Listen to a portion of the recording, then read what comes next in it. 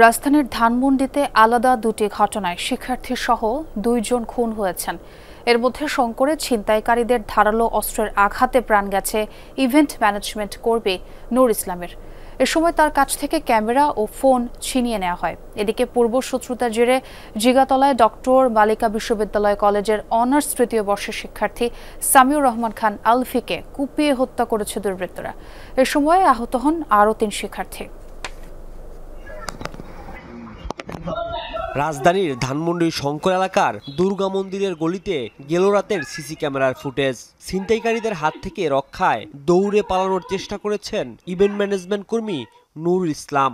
শেষ পর্যন্ত তাদের ধারালো অস্ত্রের আঘাতে কেড়ে নেয় তার প্রাণ। রক্তাক্ত অবস্থায় তাকে ঢাকা মেডিকেলে নেওয়া হলে চিকিৎসক মৃত ঘোষণা করেন। ঘটনার সময় সঙ্গে থাকা নূরের বন্ধু ইমন জানান ছিনতাইকারীদের ভয়াবহ রূপের কথা। আমি ব্যাগটা খুইলা দিয়া আমি দৌড় দিছি আর নুরু দিছে সামনের দিকে দৌড়, ওরে দৌড়া ফেলাইছে, ওরে কোবাইছে। আমার ব্যাগে ৩ লাখ টাকার মতন ক্যামেরা ছিল, নুরুরটাও প্রায় ১-১.৫ লাখ টাকা ছিল, প্রায় ৫ লাখ টাকার মতন জিনিস লুট করছে। যারা কন্ট্যাক্ট করছে ওদেরকে কন্ট্যাক্ট করে নিয়ে গেছে, এটা তারাই হয়তো বা করছে। ক্যামেরাটা যদি না দিত ওকেও মারতে। একই রাতে রাজধানীর জিগাতলা বাস স্ট্যান্ডের পাশের সড়কে দুর্বৃত্তদের দেশীয় অস্ত্রের আঘাতে জখম হন ডক্টর মালিকা বিশ্ববিদ্যালয় কলেজের কয়েকজন শিক্ষার্থী। এতে অনার্স তৃতীয় বর্ষের ছাত্র সামিউর রহমান খান আলবি নিহত হন। আহত হন আরও ৩ শিক্ষার্থী।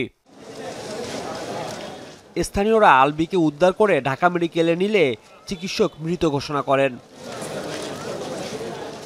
ঘটনার সুষ্ঠু তদন্ত ও বিচার দাবি করেন স্বজন ও এলাকাবাসী।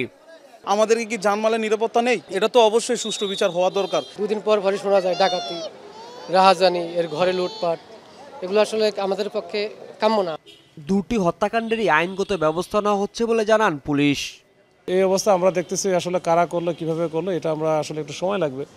এরপরে আমরা হয়তো বলতে পারবো যে এরা কারা ছিল বা কি কারণে মারছে, এর পিছনের ঘটনা কি আছে, এটা সবই হয়তো বা তদন্তে বেরিয়ে আসবে।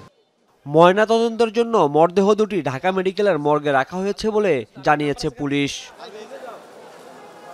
রাজীব আহমেদ, যমুনা নিউজ, ঢাকা।